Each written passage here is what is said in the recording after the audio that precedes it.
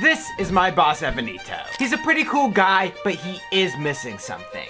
He needs a cat. But I can't just ask Evan to get a cat. He would have no reason to listen to me. So here's the plan. I make a chatbot that perfectly imitates the behavior of a cat, therefore leaving Evan with no choice but to get a cat. I know, it's a genius idea, so I guess I should go figure out how to make an AI chatbot. Okay, so how do AI chatbots work? Basically, the AI chatbots that we know today, like ChatGPT, are made by gathering large amounts of information, whether it be text, images, or video, and training the AI to interpret and make new content based off of it. The thing is, computers are inherently very logical, so to get a good result, you need to train your AI on a lot of data. As an example, the CDawg VA deepfake I did a while back took thousands of pictures for me to even make a semi-decent model. I know that's not the best example because deepfakes are a form of visual AI while we're working with text-based AI, but what I'm basically saying is that we're gonna need to gather a lot of cat content to make this work. Is this just an excuse for me to watch cat videos? Yeah, it is. And so, I got to searching the internet for the greatest cat content I could possibly find. Funny cat. I mean, with all this content that I'm spending precious time curating, it's gonna make a fantastic AI model. Okay, I'm gonna be honest with you guys. I never actually had any intention of making an AI chatbot. I mean, it took millions of dollars in resources to train GPT-3. I don't got that kind of money. And heck, even if I did, it wouldn't do much because, I mean, cats' behavior, it's pretty much random. Oh my gosh, wait. Maybe we don't need to make our chatbot AI for this to work. What if I just make it so no matter what you put into our chatbot, the output is random? I mean, it may be dumb, but it also may just work. Okay, so let's open up Visual Studio Code, and we're gonna make a new file, and we're gonna name it catbot.py. Get it? Cause like, instead of chatbot, catbot, it's a bit of a pun. But you know what? Now that we have our file made, it's time to get to coding.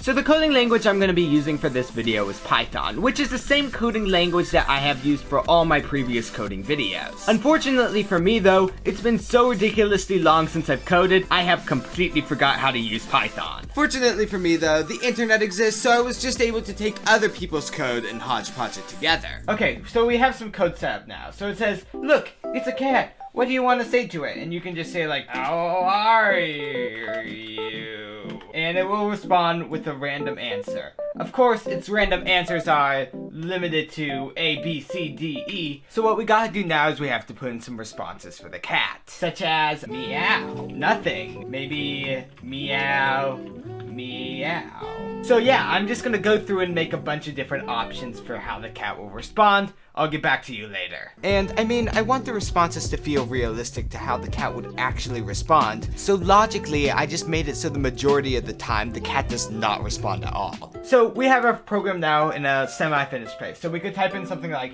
hello, kitty. And as we can see, the kitty blinks at us. Incredible. It's like I'm really there with the cat. With the backend code now complete, it was time for me to start working on the user interface, which I don't feel like Python was made for making GUIs. But that doesn't mean that there are no tools to do it. And so I ended up importing a Python library called Tkinter. Tkinter? I don't really know how to pronounce it. But with some help from a random forum, I was able to make myself a basic user interface.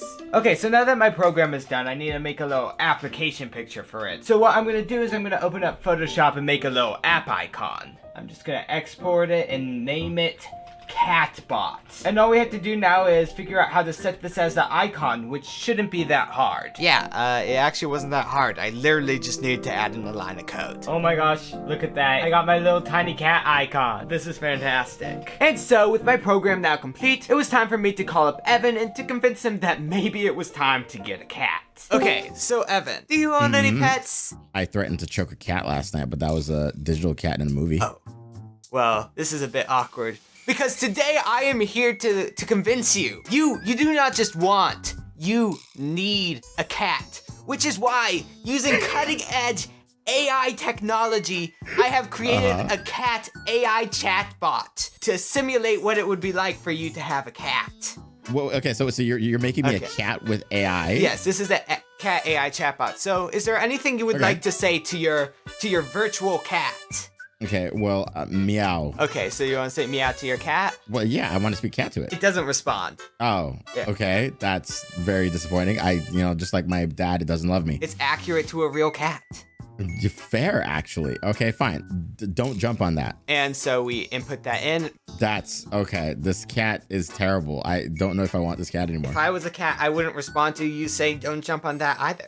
I want to ask it its name. Okay, we can ask it its name, and it lays on your keyboard. No! What the heck? I was working. Dude, Yeah. That's not okay. I don't like this cat anymore. I mean, listen, Evan. Yeah. The cat isn't about like being productive. It isn't about being a good cat.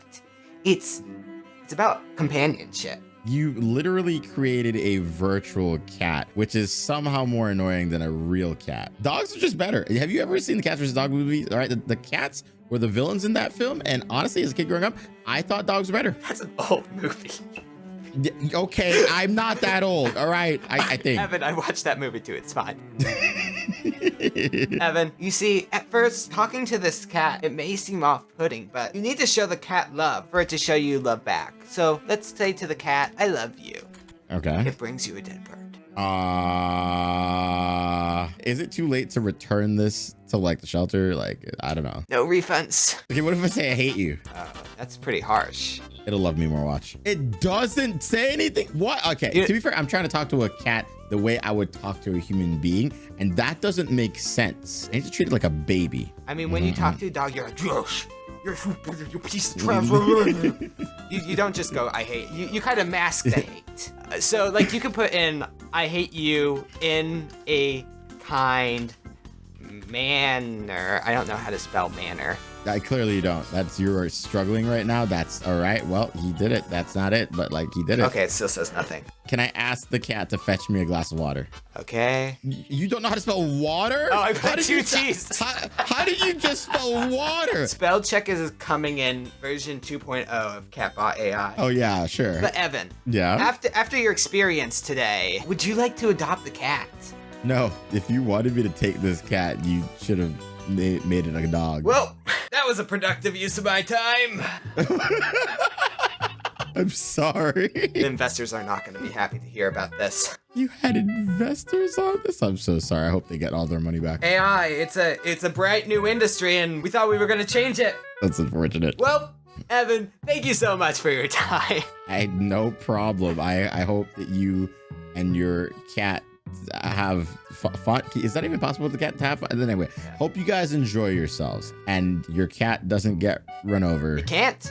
The only way for it to die, hear me out, is if I am clearing out files and I accidentally delete it. You should do that right now. That hurt.